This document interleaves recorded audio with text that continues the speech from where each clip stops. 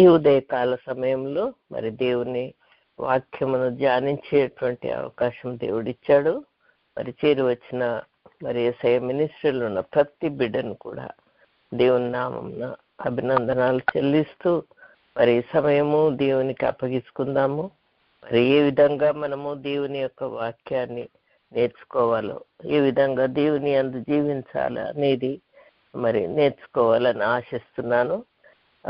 మరి ఇంతకు ముందు కూడా నేను మీతో కొన్నాళ్ళ క్రితం వాక్యం పంచుకొని ఉన్నాను.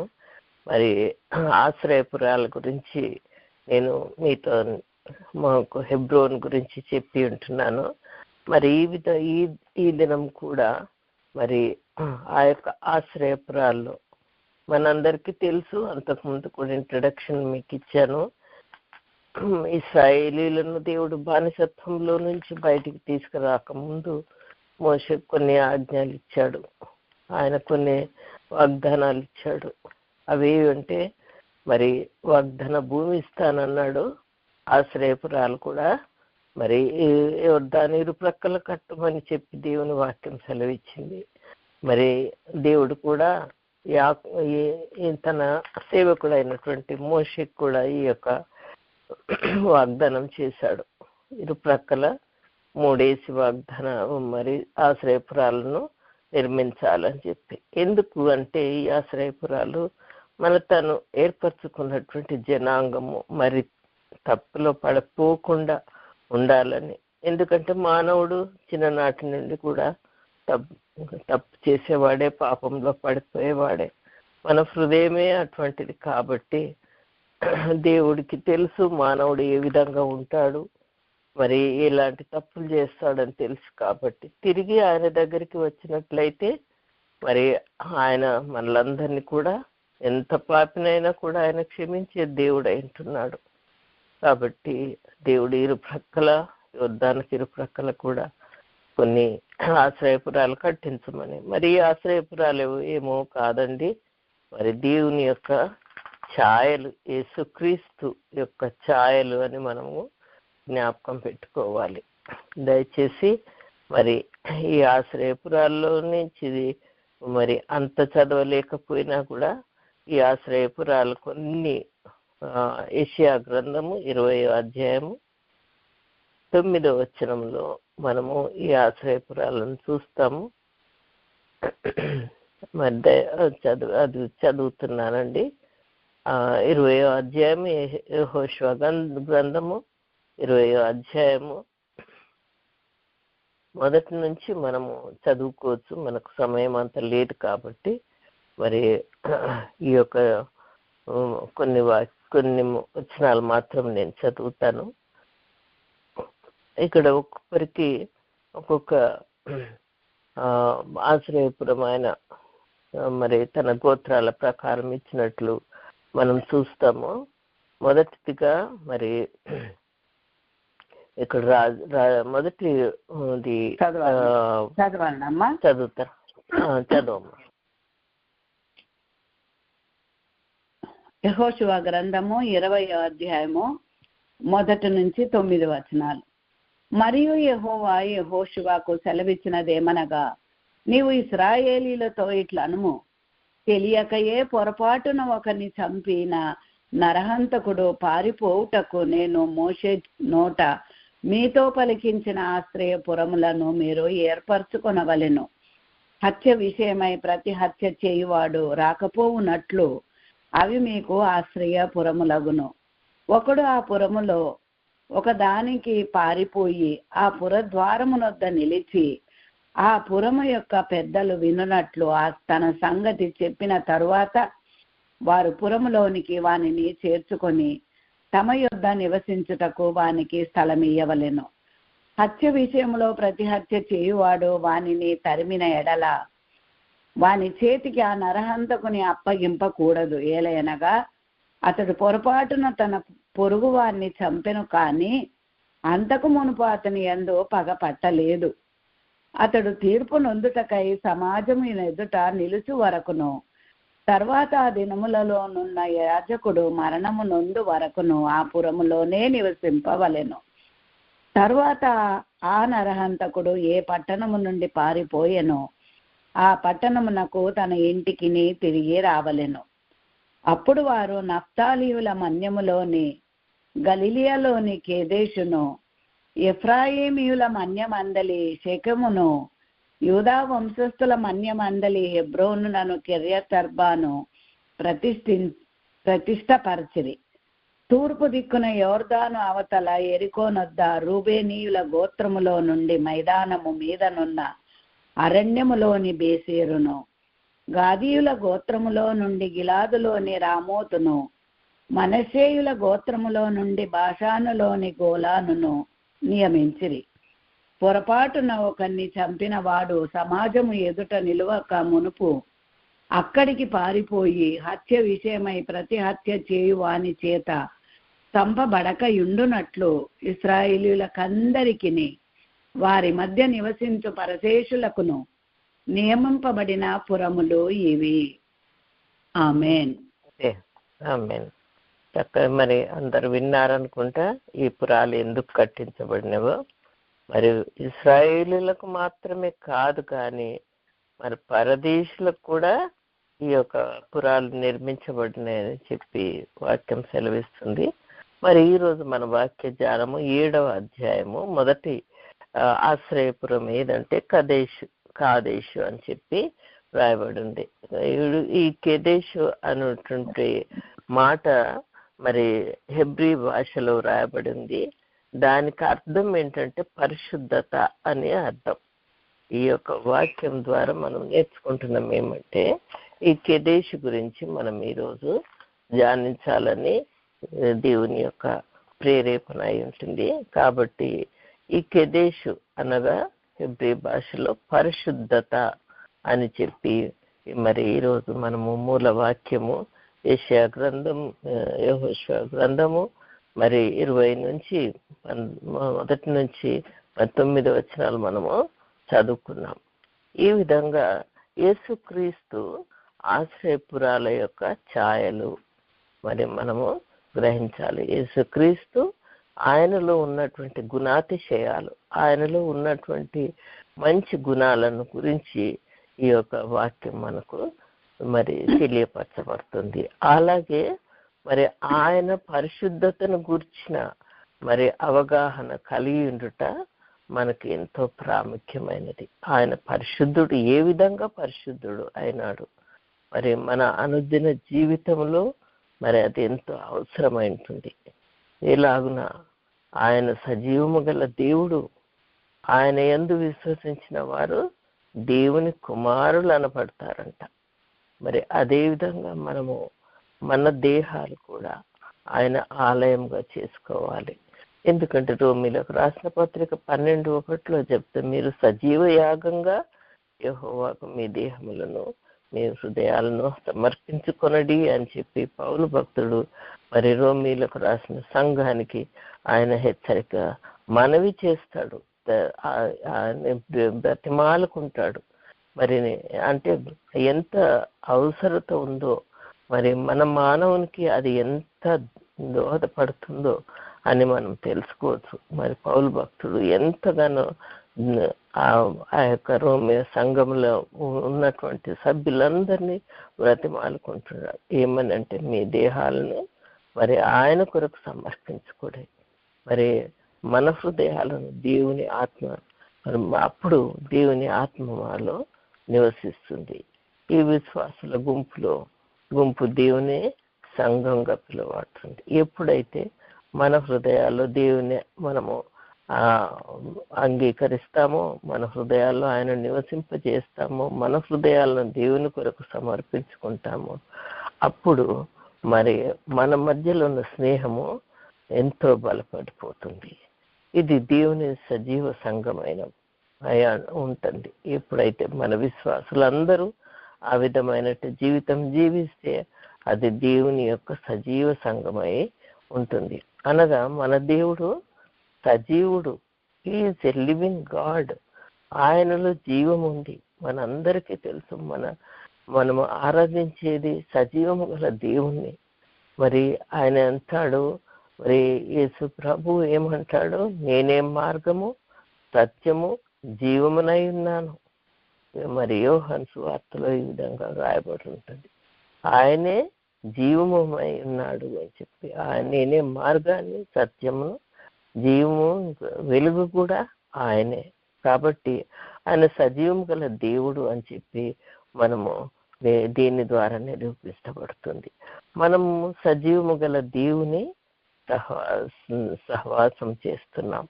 మరి ఎవరినో కాదు, రాళ్ళను రప్పులను మనం పూజించడం లేదు, కానీ సజీవము గల దేవుణ్ణి మనము పూజిస్తున్నాము, మనము ఆరాధిస్తున్నాము, మనము ప్రార్థన చేసుకుంటున్నాము. ఆయన సజీవుడు.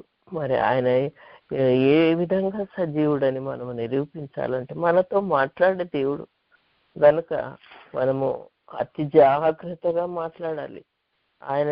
ఆయన వినే దేవుడు. మరి తల్లిదండ్రులకు బిడ్డలు కొన్నిసార్లు ఎదురు చెప్తే ఎంత బాధ ఇస్తుందండి తల్లిదండ్రులకు, నా కుమారుడైనా ఈ విధంగా మాట్లాడేదని. కాబట్టి మనము తల్లిదండ్రులకు విధేయత కలిగి ఏ విధంగా ఉంటామో ఆ విధంగా మరి సజీవము గల దేవుడు కూడా ఎదురు చూస్తాడు. ఆయన కూడా కనిపెట్టుకుని ఉంటాడు. ఆయన కూడా అలాగా నా బిడ్డలు ఆ విధంగా మర్యాదతో భక్తితో ఉండాలి అని చెప్పి ఆయన కూడా ఎదురు చూస్తాడు అన్నమాట. కాబట్టి మనము మాట్లాడేటప్పుడు దేవుని అతి జాగ్రత్తగా ప్రవర్తించాలి. ఆయన మన తలంపులను, మన మాటలను, మన ప్రవర్తనను, మన నడకను మరి గమనిస్తాడండి. కాబట్టి మనము అతి జాగ్రత్తగా ప్రవర్తించాలి, అతి జాగ్రత్తగా దేవుని ముందు మాట్లాడాలి. మనము మిక్కిలి గాను మరి ఆయన పరిశుద్ధుడు గాను మరి దేవుని అంగీకారమైన జీవితము, మనం దేవునికి అంగీకారమైనటువంటి జీవితం మనం జీవించాలి. మరి దేవుని ఉగ్రతలో పడిపోకుండా మరి కాపాడుకోవాల్సిన అవసరం మన అందరి మధ్య మనలో ఉంది. కాబట్టి మనము ఆయనకు ఎదురైన ఎదురు మాట్లాడిన ఆయనకి ఇష్టం లేనటువంటి జీవితం జీవిస్తే మరి ఆయన ఎంత ప్రేమమయుడో అంత ఉగ్రత ఆయనకు ఉంటుంది. ఎందుకంటే ఆయన సజీవం గల దేవుడు కనుక మనము ఆయన ఉగ్రతలో పడిపోకుండా ఉండడానికి మరి ఎంతో అవసరమైంటుంది. మరి ప్రభు అయినటువంటి యేసుక్రీస్తు ఈ లోకంలో మన మధ్య నివసించినప్పుడు ఆయన రకరకాల మనుషులను ఎదుర్కొన్నాడు. మరి మనందరికీ తెలుసు, ఆయన మరి ఆయనలో తప్పు పట్టడానికి మరి ఎంతో మంది ఎదుర్కొన్నట్లు మనం చూస్తాం. వారిలో మరి ఎంతో మంది విద్యావంతులు ఉన్నారు, పాండిత్యం గలవారు ఉన్నారు, మరి పరిసయ్యులు ఉన్నారు, శాస్త్రులు ఉన్నారు, సద్దుకాయలు ఉన్నారు. మరి వీరందరూ కూడా మత ప్రావీణ్యత కలిగినటువంటి వారే. వారికి తెలియదని కాదు, కానీ వారిని గూర్చి ఇలాగ ప్రశ్నిస్తాడు. ఇంత ఉన్నప్పటికీ, ఇంత జ్ఞానం వారికి ఉన్నప్పటికీ యేసుక్రీస్తు ఒక్క మాట అడుగుతాడు. మరి క్రీస్తు అనగా రక్షకుడు అనే అర్థం మనకు తెలుసు కదా. క్రీస్తు అనగా రక్షకుడు. మరి నన్ను గురించి మీరు ఏమనుకుంటున్నారని ఒక ప్రశ్న వారి ముందు వేస్తాడు. ఇది మనకు కూడా ప్రశ్న వేసినట్లే మనం కూడా ఆలోచించాలి. మరి మనం ఏమనుకుంటున్నాము, క్రీస్తుని గురించి మనం ఏమనుకుంటున్నాము, ఆ రక్షకుని గురించి మనం ఏమనుకుంటున్నాము. మరి వ్యక్తిగతంగా మనం గమనించినట్లయితే ప్రభువుని అంగీకరించినటువంటి వారు ఉన్నట్లయితే మరి ఆయన నా రక్షకుడు అని సాధారణంగా మనము జవాబిస్తాడు. ఆయన దయగల దేవుడు అని చెప్తాము, దీర్ఘశాంతమైన దేవుడు, ఆయన ఆశ్చర్యకరుడు. ఎన్నో విషయాలు మనకు తెలుసు, ఎందుకంటే మనం రక్షింపబడినాం కాబట్టి మనకి రక్షణ. కానీ మరి ఈ రోజు మరి ఇంకా కొన్ని విషయాలు మరి దేవుని యందు జ్ఞానాన్ని మనము నేర్చుకోవాలని చెప్పి వాక్యంలో రాయబడి ఉంటుంది. దేశనగా పరిశుద్ధత అని మరి మనం విన్నాం కదా. ఆ పరిశుద్ధత ఏంటి అని చెప్పి మనము చూస్తాం. దయచేసి 2 పేతురు 3వ అధ్యాయము 18 మరి చూడండి దయచేసి మొదటి 2 పేతురు 3 అధ్యాయము 18 వచనం దయచేసి చదవండి కోమల.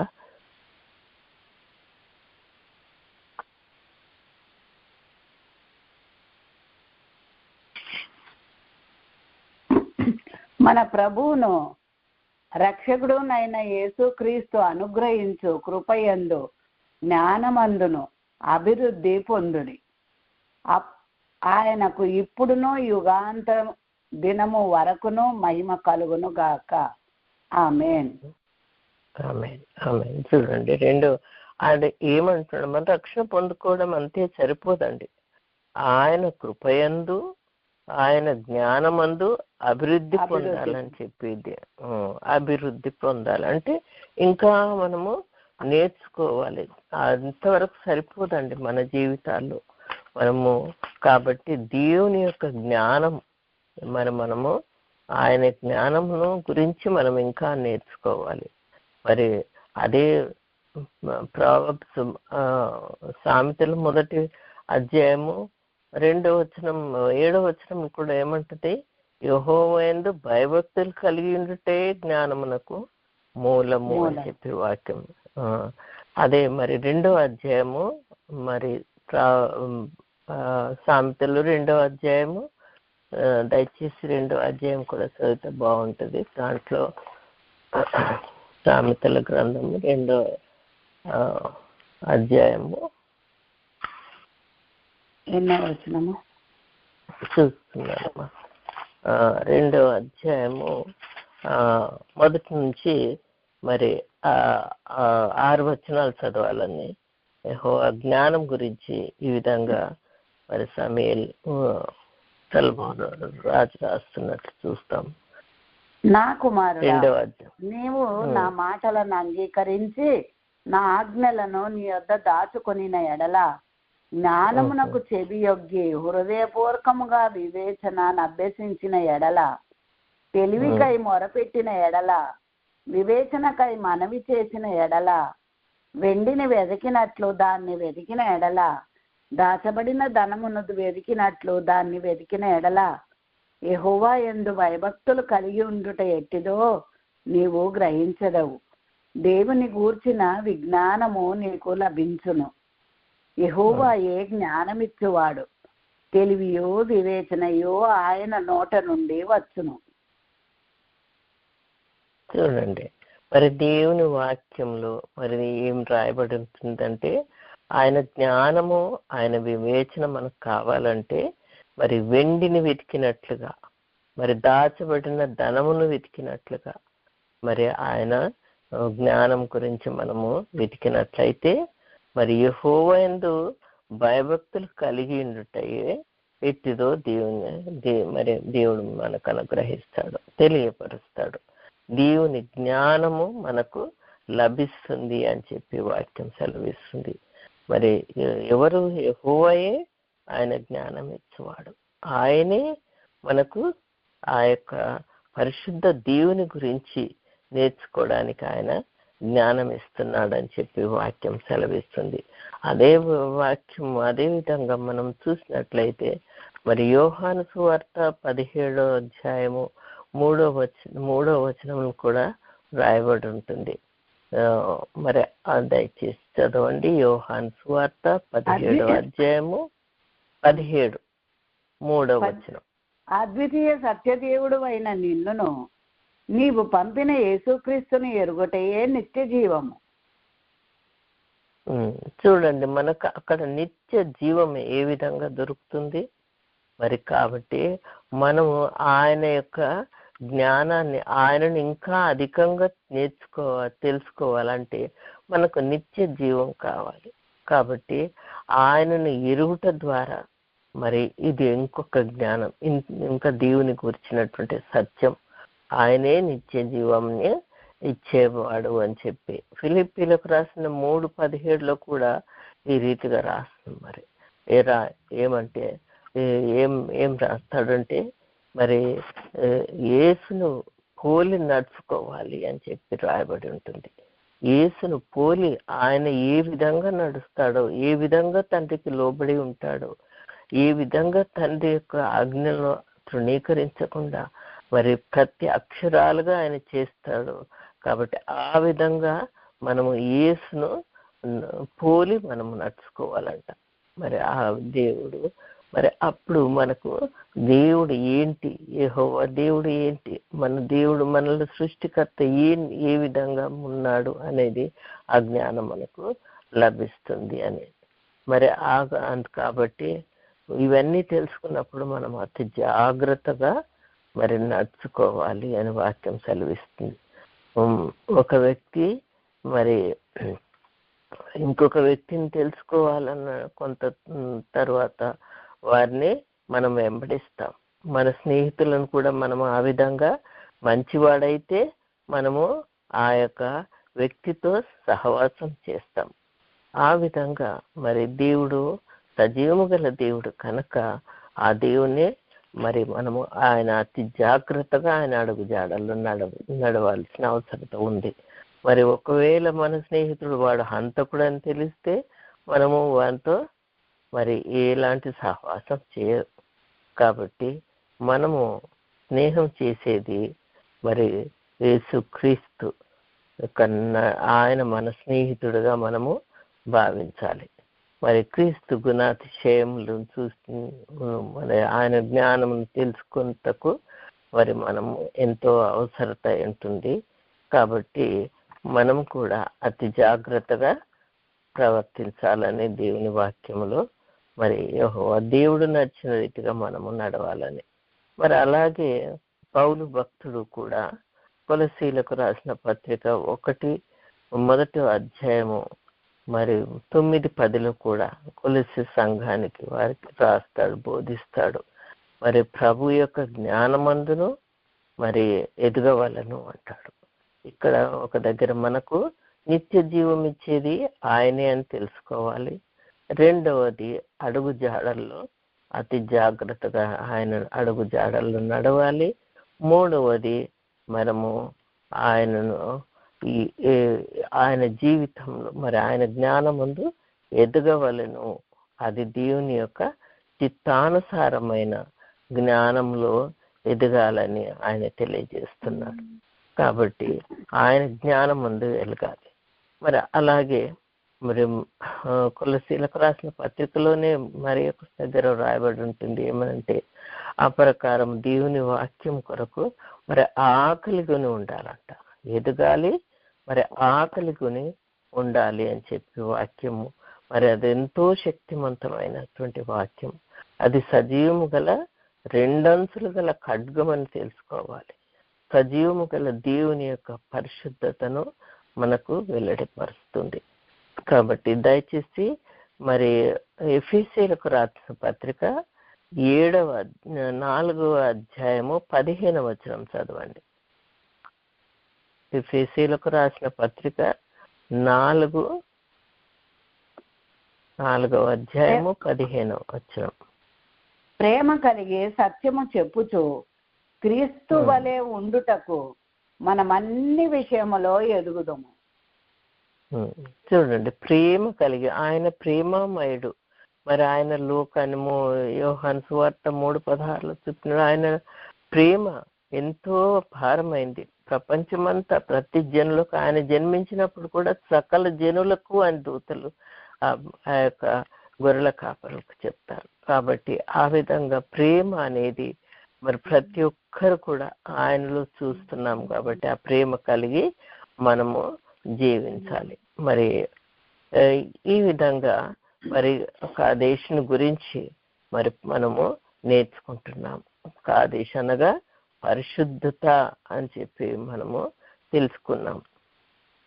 మన దేవుడు మరి పరిశుద్ధుడు అనే వాక్యాధారాలు కొన్ని తీసుకొని మనము నేర్చుకుందాము. ఇంకా ఆయన పరిశుద్ధతను గురించి మనం తెలుసుకోవాలని ఆశపడుతున్నాను.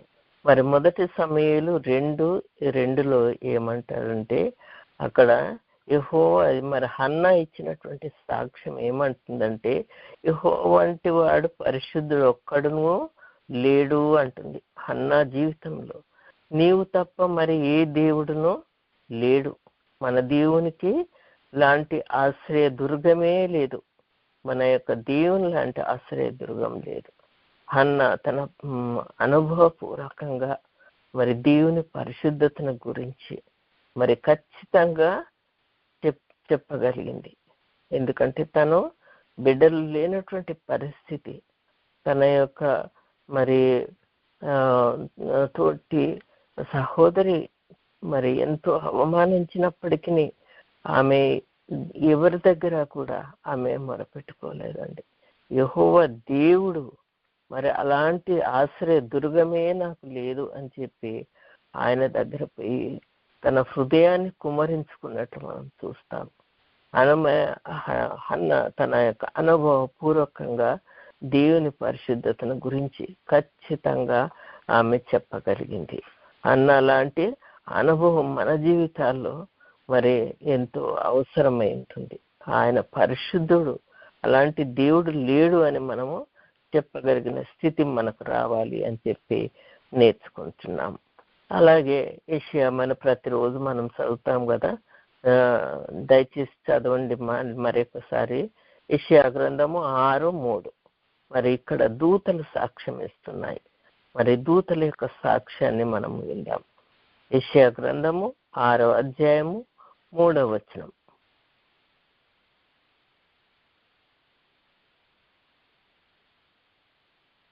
సైన్యములకు అధిపతియగు యెహోవా పరిశుద్ధుడు, పరిశుద్ధుడు, పరిశుద్ధుడు, సర్వలోకం ఆయన మహిమతో నిండి ఉన్నదని గొప్ప స్వరముతో గాన ప్రతిగానములు చేయుచుండిరి.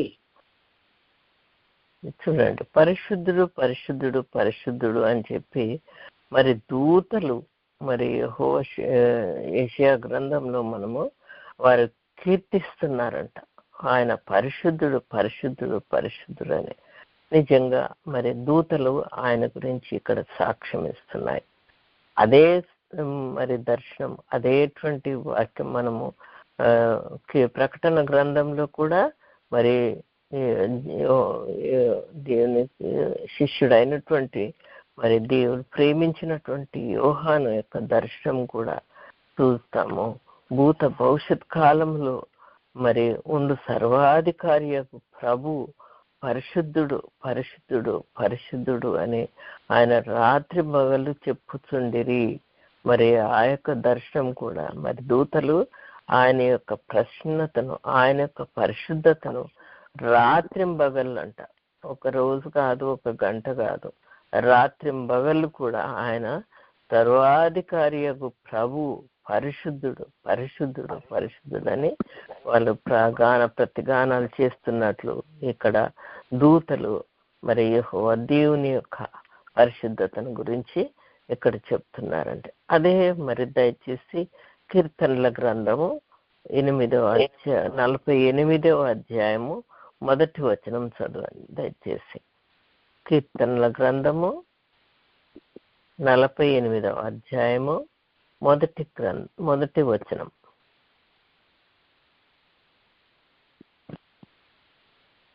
మన దేవుని పట్టణమందు ఆయన పరిశుద్ధ పర్వతమందు యెహోవా గొప్పవాడును బహు కీర్తనీయుడునై ఉన్నాడు. చూడండి, ఆయన యొక్క ఆ పట్టణమందు, దేవుని పట్టణమందు పరిశుద్ధ పర్వతం నందు నివసించు యెహోవా బహు గొప్పవాడు అంట, మరి కీర్తనీయుడు అంట. ఆయనను ఎప్పుడు కూడా మనము ఆరాధించే వాళ్ళగా ఉండాలి. ఆ మహారాజు పట్టణమైన సియోను పర్వతము ఎత్తైన చోట నుండి సర్వ భూమికి సంతోషము కలుగజేయుటకు ఆయన ఆశ్రయంగా మన ప్రత్యక్షమవుతున్నాడు. కాబట్టి ఈ పరిశుద్ధుడే సర్వభూమికి సంతోషమును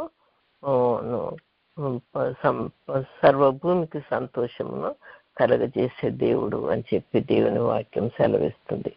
మరి అలాగే లేవి కాండము 19వ అధ్యాయము 2వ వచనంలో ఏమి మోషేకి దేవుడు ఏమి ఆజ్ఞాపిస్తాడంటే, మరి ఇశ్రాయేలులందరూ ఆయన ఏర్పరచుకున్న జనం అంతా కూడా పరిశుద్ధులై ఉండాలి అని చెప్పి వాక్యం సెలవిస్తుంది. నేను పరిశుద్ధుడను కనుక మరి నా బిడ్డలు కూడా పరిశుద్ధులుగా ఉండాలి. మనం కూడా అలాగే మనము కోరుకుంటాం కదా, మన బిడ్డలు మన మంచి నడకల్లో మన మంచి మార్గాల్లో నడవాలని ఎంతో ఆశిస్తాం. ఆ విధంగా ఇశ్రాయేలు దేవుడు కూడా, ఆయన ఏర్పరచుకున్న జనాంగం కూడా దేవుడైన యెహోవా నేను పరిశుద్ధుడనన్నాను. కాబట్టి దేవుడే తనకు సాక్ష్యం ఇచ్చుకుంటున్నాడు. ఆయన పరిశుద్ధ దేవుడని, ఆయన మన ప్రాదేశ్ అని మనకు తెలియపరుస్తున్నాడు. ఈ విధంగా మనము దేవుని యొక్క పరిశుద్ధతను గురించి మనం నేర్చుకుంటున్నామండి. అలాగే మనం చూసినట్లయితే లేవీకాండము 19:2 కూడా ఈ విధంగా ఉంది. మనం దేవుడు ఉండవలెను, మీ దేవుడనైన యెహోవానగు నేను పరిశుద్ధుడనై ఉన్నాను. చూడండి, ఆయన పరిశుద్ధుడు కనుక మరి యెహోవా దేవుడు ఆయన చెప్పుకుంటున్నాడు నేను పరిశుద్ధుడనని. మరి యెహోవా దేవుడు నేను దయగలవాడను అని కూడా చెప్తున్నాడు.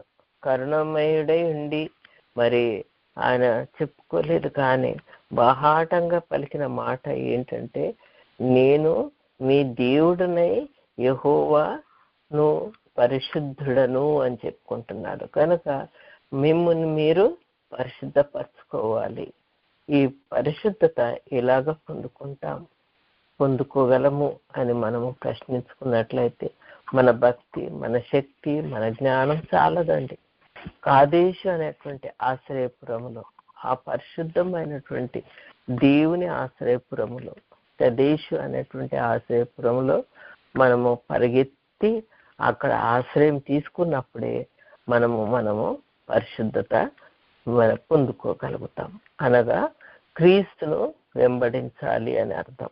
యేసు క్రీస్తులో ఉన్న గుణాతిశయాలను ఆయనను వెంబడించి ఆయన నడకలు మనం నడిచినట్లయితే ఆయన మనకు సజీవము గల దేవుడు కనుక ఇవన్నీ కూడా ఆయన మనకు అనుగ్రహిస్తాడు. మరి కొన్ని విషయాలు నూతన నిబంధనలో కూడా మనము ఆయన యొక్క పరిశుద్ధతను గురించి చూస్తామండి.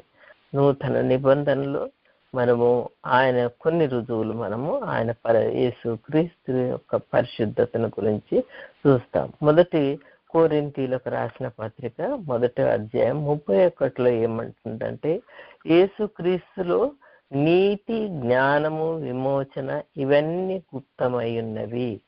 మరి ఆయన యొక్క నీతి, ఆయన జ్ఞానము ఇవన్నీ కూడా అందువలన ఆయన పరిశుద్ధుడుగా తీర్చబడినాడు. ఆయన నీతిమంతుడు.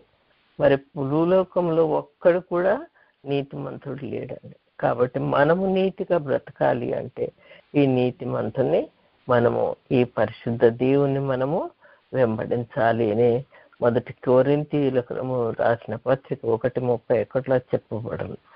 ఆయన మరి మానవుడుగా ఈ లోకంలో ప్రవేశించాడు. ఒక మానవుడుగా అంటే ఆయన పరిశుద్ధ దేవుని యొక్క స్వరూపి అయి ఉండి ఆయన మానవుడుగా మన మధ్య అవతరించినాడు. కాబట్టి ఆయన ఉన్న ఆ విధంగా మానవుడుగా ఆయన అవతరించినప్పటికీ ఆయనలో ఏ పాపము లేదు అని చెప్పి రాయబడింది. 1 యోహాను 3వ అధ్యాయము 5వ వచనం దయచేసి చదవండి. 1 యోహాను 3:5 పాపములను తీసివేయుటకై ఆయన ప్రత్యక్షమాయనని మీకు తెలియను. ఆయన యందు పాపమేమీయో లేదు. మనలో ఉన్న పాపం, మనలో ఉన్న అనీతిని, మనలో ఉన్నటువంటి పాప దాస్యాన్ని తీసివేయటకు ఆయన ఈ లోకానికి వచ్చాడు. కానీ ఆయనలో మాత్రము ఎలాంటి పాపము లేదు అని చెప్పి వాక్యం సెలవిస్తుంది. అదే 2 కొరింథీ 3:21లో చూస్తే మనము నీతి అగునట్లు మన కొరకు ఆయన పాపిగా తీర్చబడినాడంట. మనము నీతి అగుటకు, మనము పరిశుద్ధంగా ఉండడానికి, మనము దేవుని అడుగుజాడల్లో నడవడానికి ఆయన మన కొరకు పాపి అయినగా తీర్చబడినాడు అని రాయబడింది. అదే మరి సంఖ్యాకాండం 3:13లో చూస్తే దేవుడు అబద్ధమాటకు ఆయన నరమానవుడు నరపుత్రుడు కాడు, మరి పశ్చాత్తాపడుటకు ఆయన నరపుత్రుడు కాడు. పై వచనాలన్నీ కూడా క్రీస్తు యొక్క పరిశుద్ధతను పొగుడుతున్నాయి. మరి మరి ఇవన్నీ కూడా మనం చూసినట్లయితే ఆయన ఎంత పరిశుద్ధుడో, మరి మనం ఎంత పాపలమో, ఎంత మనలో మార్పు రావాలో అది మనము గమనించుకోవాలి.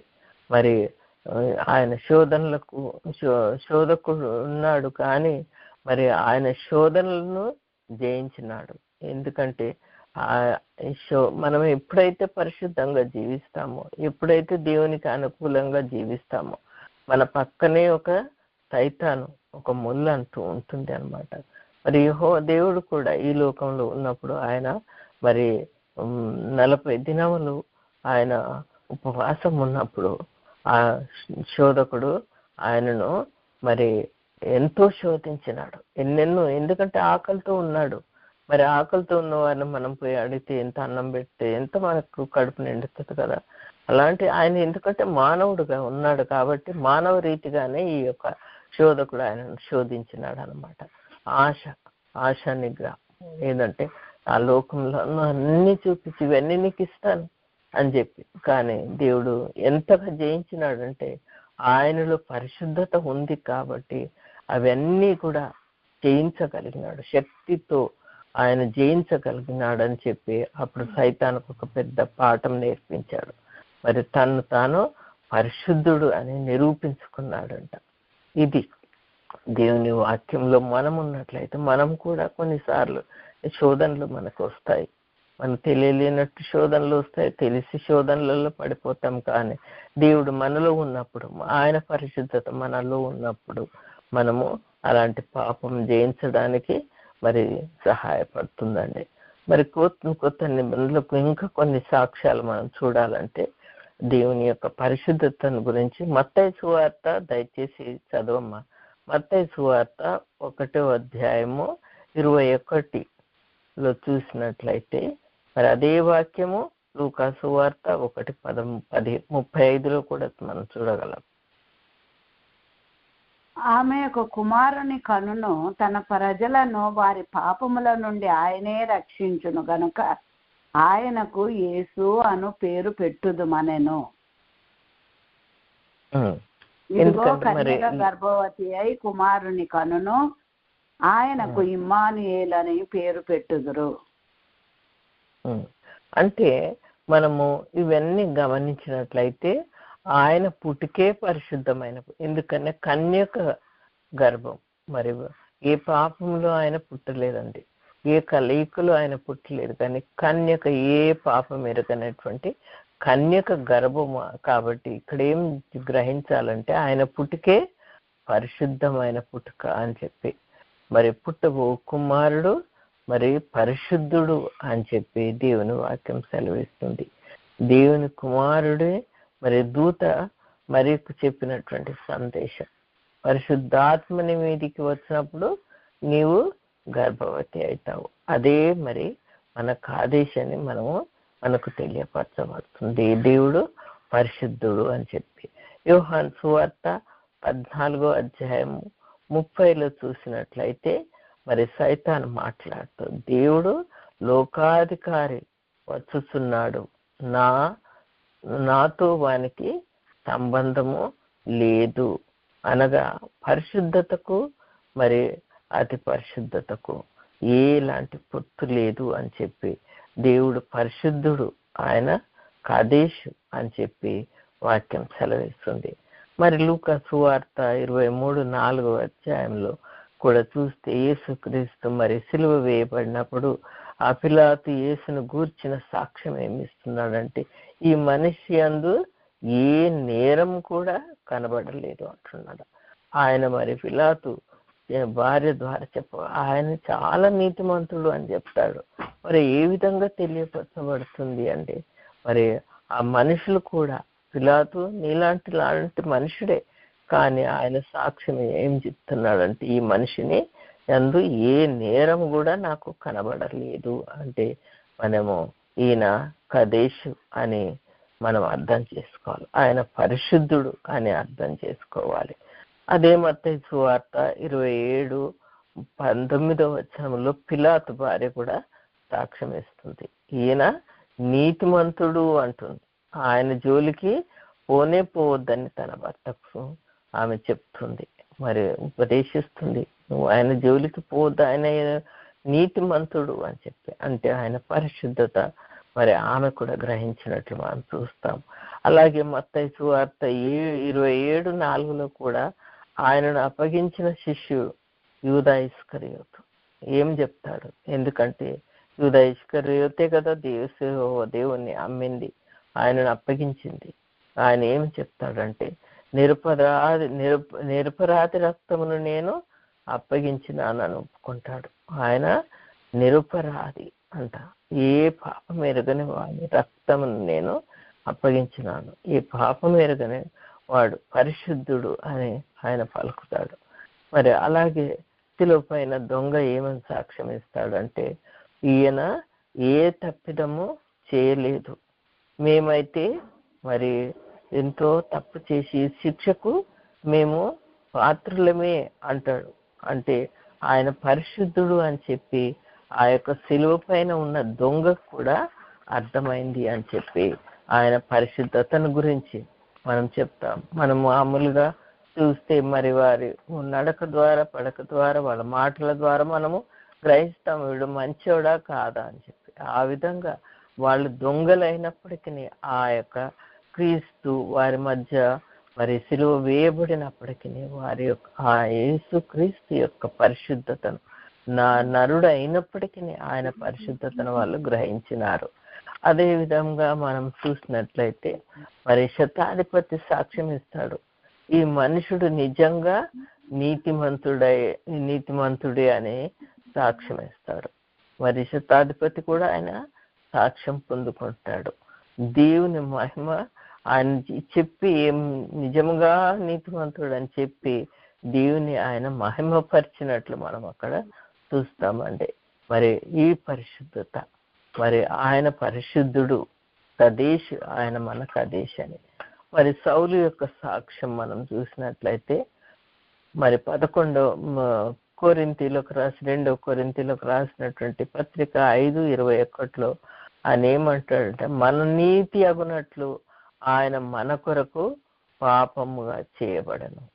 మరి సౌలు ఏం రాస్తాడు? పౌలు ఆయన మన నీతిని మనం నీతిగా ఉండడానికి ఆయన పాపిగా చేయబడినాడంటే అనగా ఆయన కదేశ్ అని అర్థం, ఆయన పరిశుద్ధుడు అని చెప్పి మనము గ్రహించాలి. అలాగే 1 కొరింథీ 3:5 కూడా మరి శిష్యుడు అయినటువంటి యోహాను సాక్ష్యం ఇస్తాడు. ఏమంటే ఆయన యందు ఏ పాపము లేదు అని చెప్పి యోహాను మరి శిష్యుడు ఆయన గురించి సాక్ష్యం ఇస్తాడు.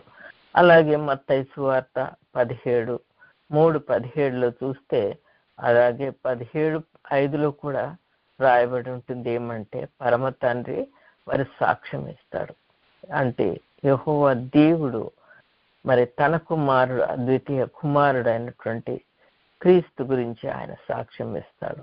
ఎప్పుడు సాక్ష్యం ఇస్తాడంటే యోహాను మరి ఆయన యోర్దానులో బాప్తిస్మం ఇచ్చి యోహాను యేసుక్రీస్తు సాక్ష్యం మరి యోర్దానులో బాప్తిస్మం ఇచ్చేటప్పుడు ఆయన ఏమంటాడంటే ఆకాశం నుండి ఒక పావురం దిగి వస్తుందంట. ఆయన మరి బాప్తిస్మ అది పరిశుద్ధాత్మకు, పావురం అంటే పరిశుద్ధాత్మ గుర్తు. మరి తండ్రి పలికిన మాటలు చూస్తే నా ప్రియ కుమారుడు ఈయన యందు నేను ఆనందిస్తున్నాను, ఆయన పరిశుద్ధుడని నిర్ధారించబడుతుంది. మరి ఆ విధంగా ఆయన నా ప్రియ కుమారుడు, ఎందుకంటే ఆయన యొక్క చిత్తానుసారంగా ఆయన అడుగు జాడల్లో నడుచుకుంటున్నాడు కాబట్టి, నరావతారి అయి ఉన్నప్పటికీ ఆయన నా ప్రియ కుమారుడు. మరి ఈ విధంగా మరి మహాదేవుడు మనకు పరిశుద్ధుడుగా ఉన్నందున మనం కూడా ఈ పరిశుద్ధతలో జీవించాలి. మనం కూడా ఈ కాదేశ్ అన్నటువంటి ఆశ్రయంపురంలో మరి ఆశ్రయం తీసుకున్నట్లయితే ఆయన పరిశుద్ధుడుగా మరి సజీవం గల దేవుడుగా మనము ఆ పరిశుద్ధతలోకి నడుస్తామండి. మనం క్షేమము, ఆయన మనకు క్షేమం సమకూర్చే దేవుడు, కాపాడుతాడు. మరి ఆ ఇశ్రాయేలీలు ఐగుప్తులో ఉన్నప్పుడు మరి ఆ మరణదూత అక్కడి నుంచి తప్పించింది. ఏ విధంగానంటే ఆయన రక్తము ద్వారా, మరి ఆయన యొక్క ద్వారబంధములకు ఆయన రక్షణ పూసుకొని ఉన్న సమయంలో అది చూసి దాటిపోయినాడు. అలాగే మనము కూడా ఈ కదేశ్ అనేటువంటి ఆశ్రయపురంలో మనము ఆశ్రయం తీసుకున్నట్లయితే మనం పరిశుద్ధంగా మార్చబడతాము. కాబట్టి వినుచున్నటువంటి ప్రభువునందు ప్రియమైనటువంటి బిడ్డలారా, ఇంత గొప్ప పరిశుద్ధత మన దేవుని మనం ఆశ్రయించుకున్నట్లయితే, మనం ఆశ్రయించుకుంటకు తీర్మానించుకోవాలి. మరి ఈ పరిశుద్ధతలో రానైనటువంటి కొత్త సముద్రంలో మనము పరిశుద్ధంగా దేవునిలోకి పరిగెత్తాలి. ఈ ఆశ్రయపురంలోనికి మనం వెళ్ళాలి. మరి ఆయన మనకి ఎన్నో ఇస్తాడని, నిత్య జీవం ఇస్తాడు. మనం ఆకలి దప్పులు కలిగి ఉండాలి, ఆయన అడుగు జాడల్లో నడుచుకోవాలని దేవుని వాక్యం ద్వారా మనం హెచ్చరింపబడుతున్నాం. కాబట్టి పాపులమైనటువంటి మనము పరిశుద్ధతలోకి మరి తీర్చబడాలి.